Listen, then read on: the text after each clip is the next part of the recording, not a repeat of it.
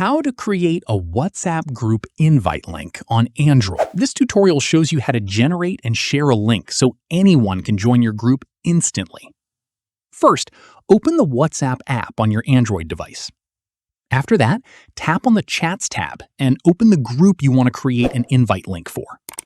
From there, tap on the group name at the top of the screen to open the group info page. At this point, scroll down until you see the Invite to Group via Link option and tap on it.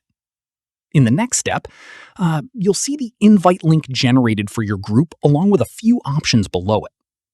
Following this, tap on Copy Link to copy the invite link to your clipboard so you can paste and share it anywhere. Once done, if you want to share it directly, tap on Share Link and choose the app you want to send it through. From here, if you want to share it as a QR code instead, tap on QR code, and anyone can scan it to join the group instantly. At this stage, keep in mind that anyone who has this link will be able to join your group, so only share it with people you trust. Finally, if you ever want to reset the link to stop people from joining through the old one, go back to the same page and tap on Reset Link. This will generate a brand new invite link and deactivate the previous one. And that's it.